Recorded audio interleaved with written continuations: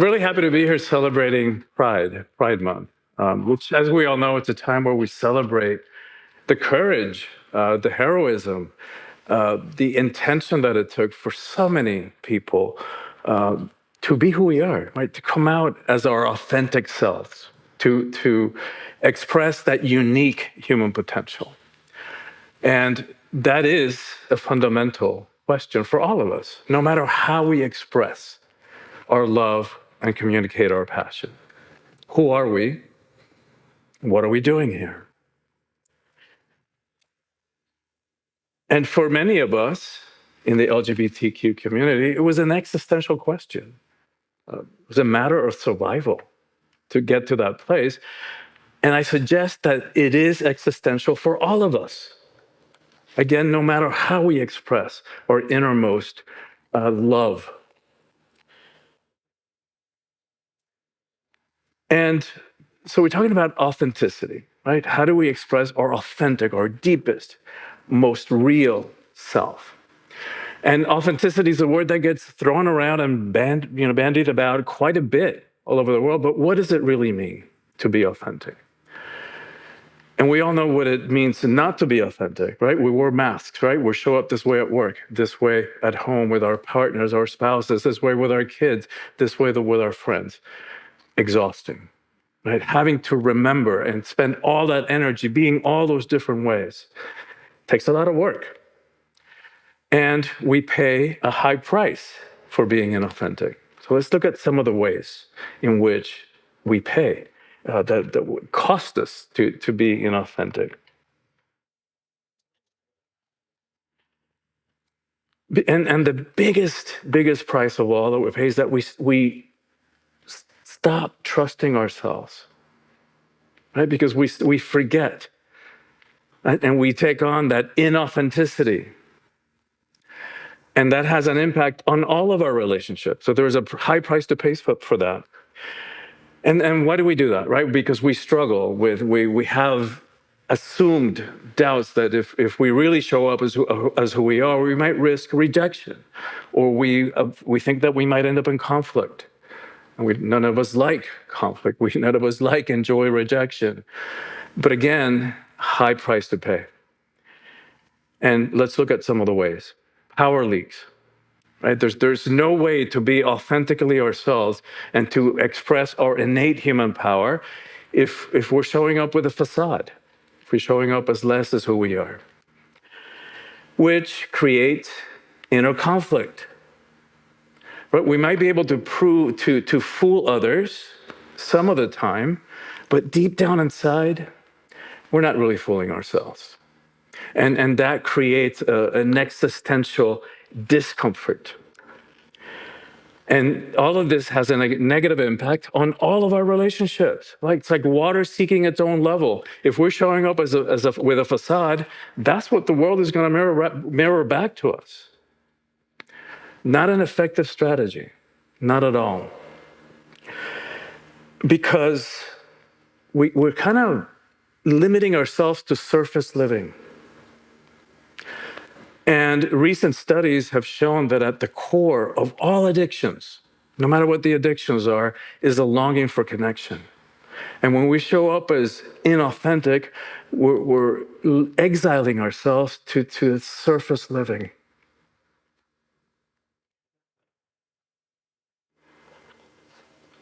And so why must we be authentic? Right? What is that call?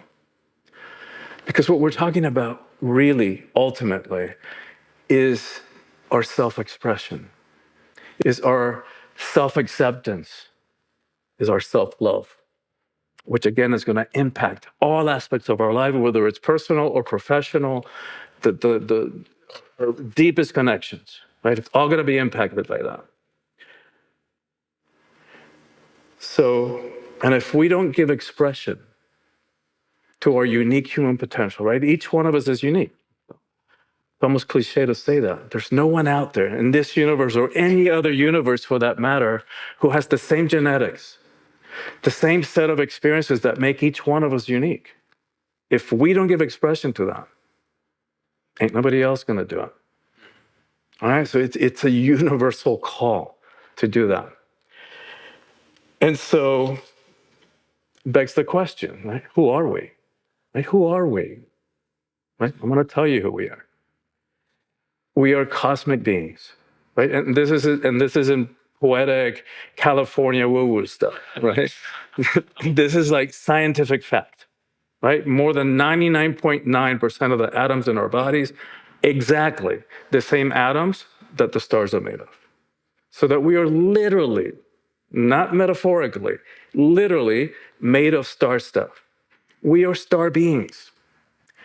And there's a cosmologist who lives here in the Bay Area by the name of Brian Swaim, wrote a beautiful book, The Universe is a Green Dragon.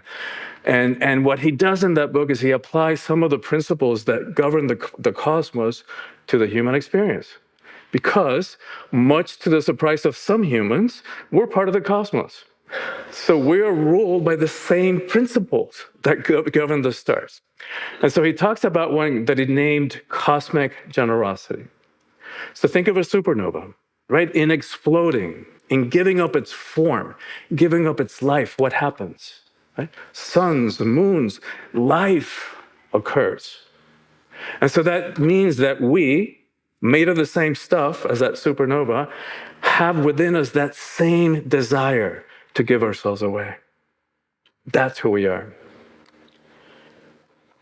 We're heroes.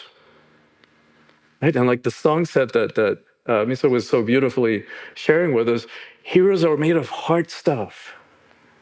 Courage comes from the French pour, heart. Right? That's who we are. And a lot of us struggle with that word, heroism.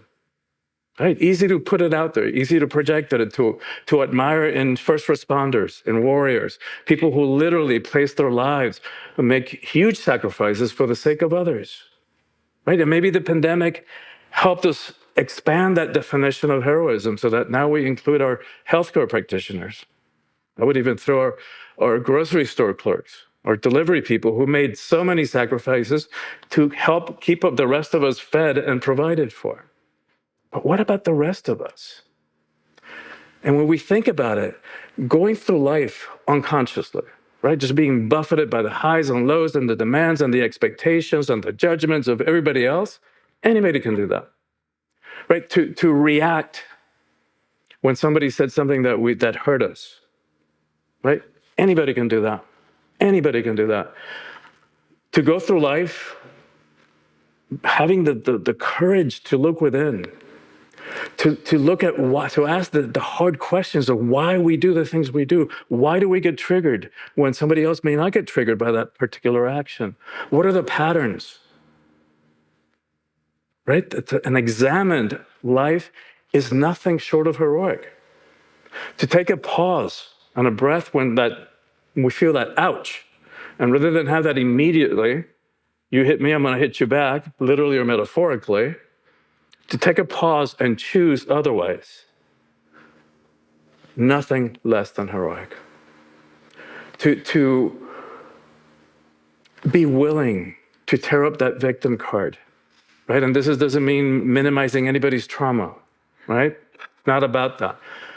But as long as we're stuck in that victim consciousness, because we blame, whether it's what mom did or daddy didn't do, or the teacher or the minister or society or sexism, racism or homophobia. Not to deny that those things don't exist, and not to deny that the system isn't set up fairly. It's not.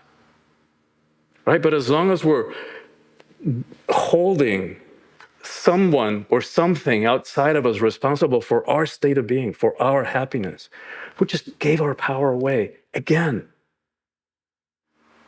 Right? So to be able to say that no matter what happened, no matter what happens going forward, life is going to continue throwing curveballs our way. That we can count on. No matter what happened, no matter what happens, we get to choose how we show up in response. Nothing less than heroic. Nothing less than that. Interconnected beings. Right? Our DNA in here, no matter what the superficial differences may say otherwise, Our DNA is 99.999% identical. So we talk about different human races. Hey, it doesn't cut it. There's not enough genetic variation to talk about different human races. One race. In fact, we share 98.4 of our DNA with chimps, and 50% of our DNA identical to bananas. That's who we are. We're an expression of the sacred. Right? And so many different spiritual traditions talk about God, for whatever word or spirit, however you relate to that it is omnipresent. Well, don't tell me that God is present everywhere except for right here. And if we're going to take it a step further, don't tell me that God is everywhere except for the genitals and the bedroom. Right? But that's another conversation for another time, like sacred sexuality. That is also who we are. How does that express itself? Through each one of us. Now we're talking. In ancient Greek, the word temenos meant temple. I don't know, and a temple is something that contains within it the sacred presence. And many, many religions talk about the body as temple. Like, what if we really paid attention to that? Or what if we lived from that understanding? What we put into our bodies, what not? What situations would we place our bodies in, and what not? And to me, this isn't about morality, right? What's right and what's wrong. This is just a whole other conversation too. This is about connecting with our authentic essence and navigating those questions of who we are individually. And we're also channels of divine juiciness. Right? If you think about it, our origin story, whether we're thinking about the primordial soup or our own individual conception, it came about in juiciness.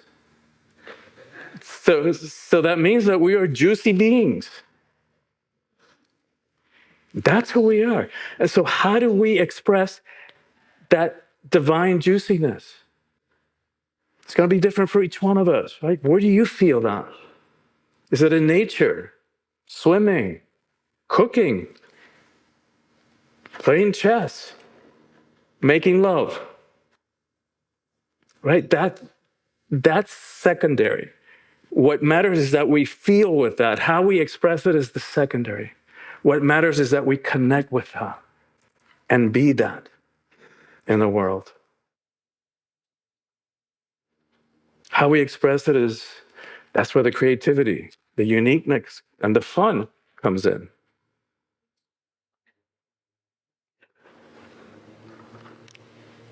Another one of the concepts from The Universe is a Green Dragon is surprising the universe. Right? So that's what we get to do. We get to break the molds.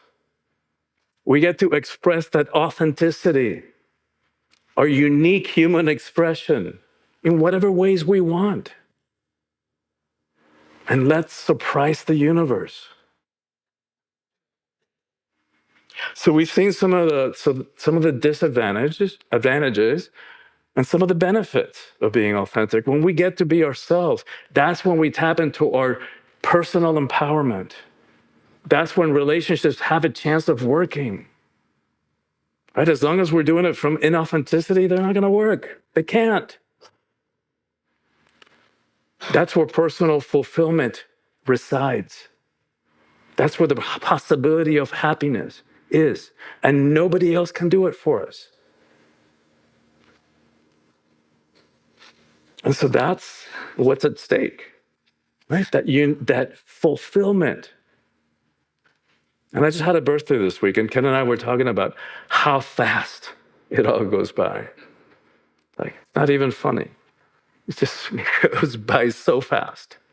And we all know that. Right? So carpe diem, seize the day.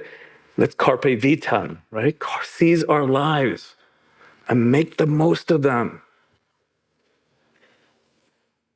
And so, how do we do that, right? How do we express authenticity? And let's look at the etymology of the word for a moment. Authenticity comes from the ancient Greek.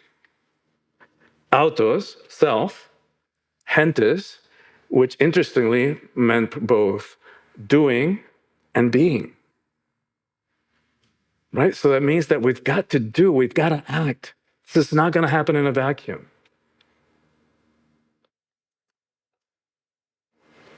So we rise, we speak up, we take risks, even when it's easier to remain silent and play it safe. So I ask you now, will you commit? Will you commit to be you to the fullest, right? Full-assed, not half-assed, full-assed. Yes? Okay, good. No matter what, no matter what. And that's a universal call, right? That's how we ultimately change the world. Because when we become from that place, it ripples out. It gives permission for others to do the same. And then people start popcorning into their authentic expression around us. And so to me, it's all hands on deck. All hands on deck.